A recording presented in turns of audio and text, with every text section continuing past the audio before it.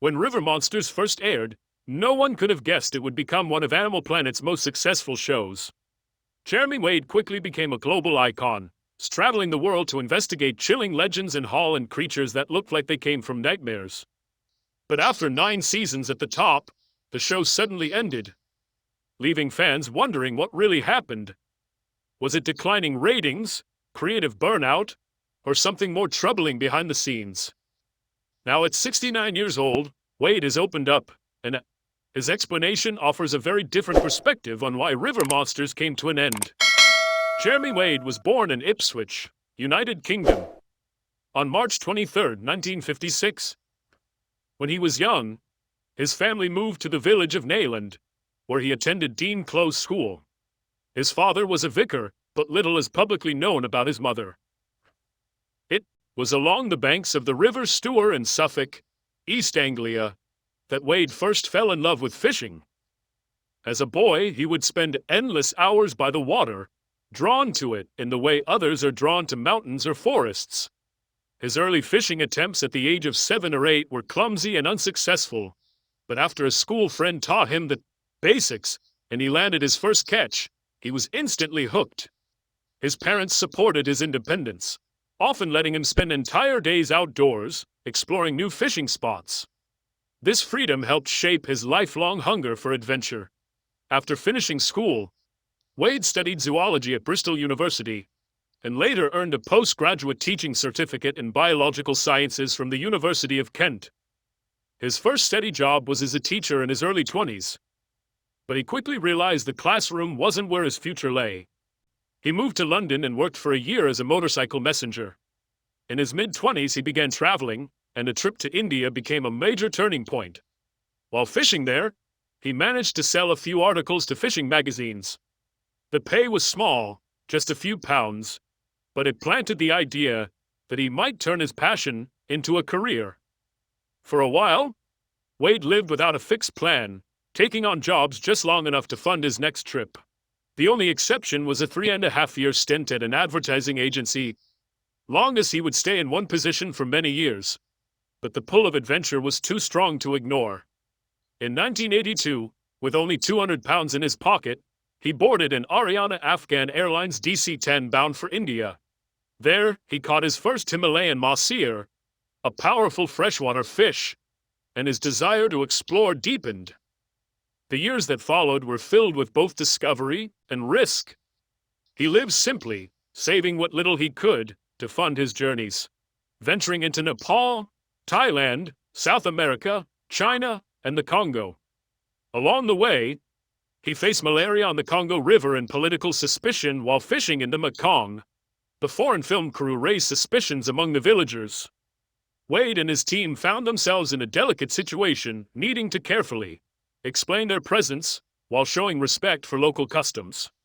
Mistrust hung in the air, and for a few tense days, it seemed as though their expedition might be shut down before it even got started. Despite the challenges, Wade pressed on, determined to investigate reports of a terrifying fish known as the HHS Goliath, tigerfish, an apex predator with dagger-like teeth and a reputation for attacking humans. After several days on the water, battling heat, illness, and difficult conditions, Wade finally came face-to-face with the massive fish. The moment was one of vindication, not only for the myth but also for the team's perseverance. The catch was an unforgettable sight, gleaming silver, eyes wide, and a mouth full of fangs. It was the kind of creature few people believed existed, and it became one of the most iconic images from the entire series. Over the next several seasons, River Monsters continued to evolve. Wade's expeditions grew more ambitious, taking him into increasingly remote and dangerous parts of the world. Each episode featured its own blend of folklore and fact, blending suspense, danger, and discovery. In Season 4, he returned to South America to track down a species called the Lau-Lound, enormous catfish said to swallow dogs and even small children whole. Wade's journey took him into the heart of the Amazon, where local legends ran deep, and the rivers ran even deeper. It was muddy, grueling work camping in harsh conditions, dealing with jungle insects, and spending days on end without a single bite. But when he finally hauled in a massive specimen, it became yet another unforgettable highlight in a show filled with dramatic moments. What separated river monsters from other nature programs wasn't just the size of the fish or the danger of the environments. It was the narrative. Wade approached each investigation like a crime scene. Who or what was behind the disappearances, injuries, or deaths? He would dig through old news reports, talk to locals, consult scientists, and reconstruct the evidence before finally confronting the creature at the center of the legend. This formula drew in not only fishing enthusiasts, but a broad audience who might otherwise have never watched a show about rivers and fish. The show thrived on the mystery, on that feeling of slowly uncovering the truth behind folklore and fear, and it was all grounded in science. Wade made a point of educating viewers about each species' behavior, ecosystem, and threats they face due to pollution, habitat destruction, and overfishing. Despite its success, River Monsters came to an end after season 9. For a long time, fans speculated about the reasons behind the show's conclusion. Was it a network decision? Had the concept run its course? Or had Wade, who had risked his life repeatedly for the show, finally decided to step away from the physical demands of the job? According to Wade himself, the real reason was simpler and more positive. The show ended because it had done what it set out to do. After years of tracking down aquatic legends and exploring the shadowy corners of rivers and lakes across the globe, Wade felt he had told the story he wanted to tell. The final season, rather than trailing off, was crafted as a proper conclusion, a celebration of the journey, and a farewell to the monsters. Now in his late 60s, Jeremy Wade has continued to appear in other nature and adventure programs, shifting his focus slightly, but never straying far from his original mission, exploring the wild and educating others about it. His legacy through River Monsters is more than just an impressive list of catches. It's the awareness he raised about freshwater species and the threats they face, the curiosity he sparked in viewers around the world, and the reminder that even in the modern age, there are still real mysteries left to uncover. Outsiders were quickly linked in the villagers' minds to the disappearance. Some suspected the chief himself, while others believed the foreign crew had something to do with it. What Jeremy Wade didn't know until much later was that certain villagers had even prepared to take violent action against his team, arming themselves with rocks and preparing to confront the supposed culprits. The tension was real, and the situation could have turned deadly. Despite the looming danger, Wade continued the mission and eventually came face to face with the fish he had spent decades chasing, the Goliath tigerfish.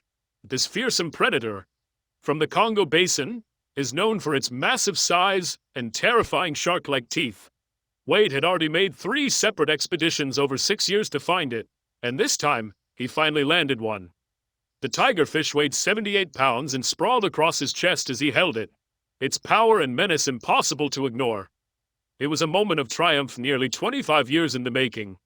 Tragically, while Wade normally releases all his catches, this particular fish did not survive the attempt to return it to the river, marking a bittersweet end to one of his most determined pursuits. The following season carried that same spirit of exploration, as Wade traveled to New Zealand, Argentina, Papua New Guinea, Japan, and the Solomon Islands. He continued tracking rare and mysterious freshwater creatures, each journey bringing new stories and dangers. One particular encounter in Season 3, set deep in the remote rivers of Australia, stood out as something entirely different. Episode titled Chainsaw Predator. Wade pursued the large-toothed sawfish, a creature so bizarre it seemed like the product of science fiction. Nearly 7 feet long, its snout-tore rostrum was lined with 39 razor-sharp teeth, resembling a chainsaw blade. Although it looked like a shark, it was actually a species of ray, using its saw-like snout not to attack people but to slash through schools of fish, mollusks, and crustaceans. That same rostrum contained electrosensory organs, allowing the sawfish to detect the faint electrical signals of hidden prey. Despite its intimidating appearance, the sawfish posed no threat to humans. Sadly, it is now considered endangered, though it can still be found in some tropical and freshwater regions. The one Wade pulled from the dark waters of the Australian River, illuminated only by his headlamp, was an eerie, majestic reminder of nature's odd brilliance. For viewers, river monsters often appeared calm and methodical. Wade would patiently bait hooks, cast lines, and wait, giving the impression that filming mostly involves scenic travel and quiet persistence. But behind the scenes, the reality was far more intense. The production was demanding on every level: physically, mentally, financially, and logistically. Each episode took about 3 weeks to complete. Yet only 3 or 4 days were typically spent fishing. The rest of the time was consumed by complex preparations, problem-solving, and navigating the chaos that came with filming in some of the most remote and unpredictable environments on Earth. Director Kelly Nevis once recalled a particularly difficult shoot in Peru while searching for the elusive Humboldt squid. The boat they used was too small. Language barriers complicated communication. Seasickness was a constant problem, safety equipment was minimal or non-existent, and the threat of pirates forced the crew to travel with a naval escort. Situations like this were not unusual. Over the years, the cast and crew endured frequent injuries and illnesses, and they narrowly avoided serious accidents on more than one occasion. Wade himself admitted that some of the most dangerous moments he experienced had nothing to do with the fish. While handling an electric eel, he managed to avoid disaster, but an 80-pound Arapima once struck him directly in the chest, with such force that he feared it had caused damage to his heart. The pain lingered for weeks. Another painful incident occurred in Argentina, when a sting from a freshwater stingray led to a gruesome injury that made walking nearly impossible for several days. A catfish's venomous spine once pierced the back of Jeremy Wade's hand, leaving an injury that lingered long after the cameras had stopped rolling. Over the years, the River Monsters team faced enough accidents and close calls that Animal Planet began documenting the most serious ones in a multi-part YouTube series. One particularly memorable incident involved a torn tendon from a stingray encounter, injury severe enough to inspire an entire episode. Despite all this, Wade and his crew often traveled without a paramedic. Limited space, budget, and the remote nature of their filming locations made it impossible. Instead, most of the crew underwent basic medical training and carried compact trauma kits. These included dressings, airway tubes, epinephrine injectors, and other essentials for handling emergencies in isolated regions. In places where hospitals were days away, this preparation often made the difference between a crisis and a catastrophe. Their only real link to the outside world was a satellite phone, which they used to call the production company when signal allowed. The risks were real and constant, but the demands of television didn't pause for danger. Wade once noted that whenever the crew called in an emergency, the first question from the production company was always whether everyone was okay. The second question came quickly after: did anyone get it on film? It was a sharp reminder of what the show was built on: thrilling, sometimes dangerous encounters with the unknown. But not every dramatic moment was caught on camera.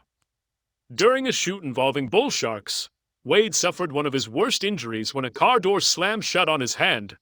The pain was immediate and intense. The cameramen, rattled by the sight of real blood and unsure how to respond, dropped the camera entirely. No footage was captured. The experience changed how the crew operated. From that point on, they used camera systems with pre-roll functions, ensuring that the few seconds before hitting record would also be saved, just in case something vital happened unexpectedly. But the dangers of river monsters weren't limited to physical injuries. The show faced criticism too.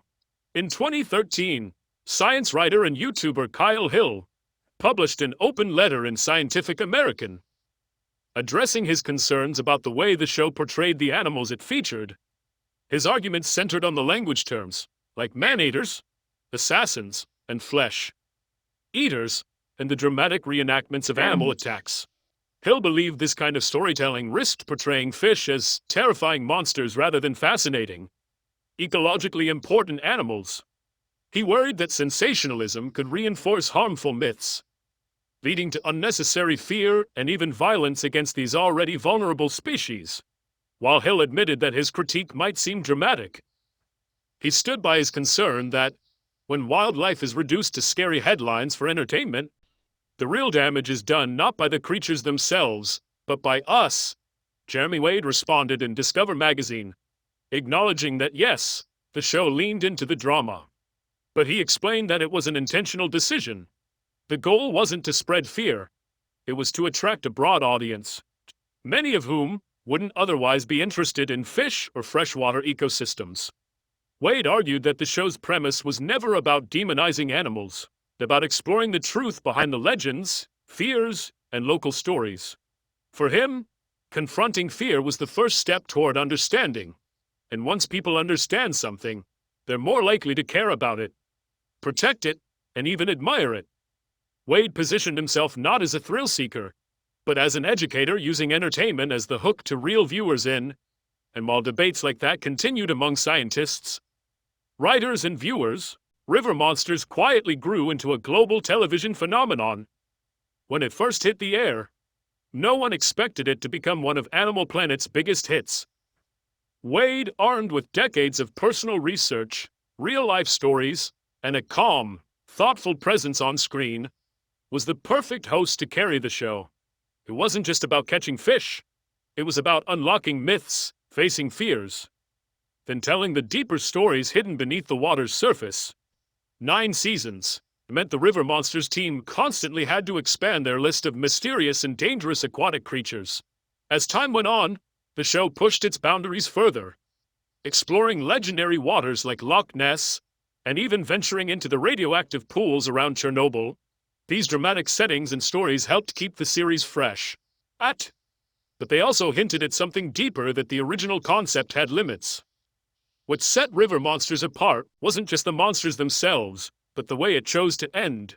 Rather than letting the show fizzle out with declining ratings or repetitive content, Jeremy Wade and his crew made the decision to stop while the series was still at its peak.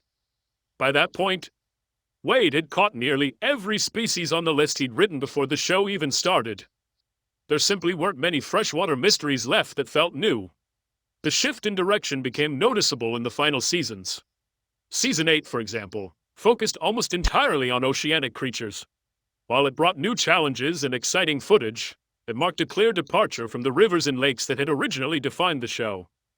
Before that, Wade had cast his lines in the Scottish Highlands, explored icy mountain streams, and even pulled a radioactive catfish from the eerie waters near Chernobyl.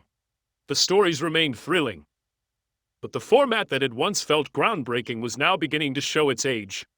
Not long before that ocean season aired, Wade revealed during an online Q&A that the show had always been built around a personal checklist of fish he wanted to catch. By then, nearly every item had been crossed off. For Wade, it was clear the story had reached a natural conclusion. As he explained, the subject matter was finite. What once seemed impossible had been accomplished. In 2017, River Monsters aired its final season, ending what would become one of the most successful runs in Animal Planet's history. But ending the show didn't mean ending the adventure. For Wade, fishing, travel, and discovery weren't just parts of a job, they were central to his life. After River Monsters, he returned to television with new series like Mighty Rivers, Dark Waters, and Mysteries of the Deep. Each of these continued his commitment to uncovering hidden corners of the natural world, often in places few others were willing or able to explore. Alongside his work on television, Wade has remained an outspoken advocate for conservation. He frequently emphasizes the importance of protecting freshwater ecosystems, pointing out that many of these environments, and the creatures within them, receive far less attention than marine habitats. He's argued that just because freshwater species aren't as brightly colored or well known as their ocean counterparts doesn't mean they're any less remarkable. Rivers and lakes, he reminds us, are home to some of the most fascinating animals on the planet. Wade's relationship with the fish he catches has also been a subject of curiosity. While he's known for releasing almost every creature he catches, he admits to occasionally eating smaller species when traveling through remote areas where fresh food is scarce. Some meals are purely practical, like piranha, which he says aren't particularly flavorful. Others are more indulgent. One of his favorites is the tombaqui, a relative of the pacu known for its horse-like teeth used to crack nuts. Thanks to its rich diet, Wade describes the tombakwa's meat as especially delicious, even with river monsters behind him. Jeremy Wade has never really slowed down.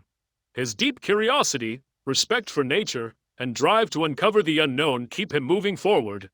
The stories didn't end when the camera stopped rolling, they simply evolved.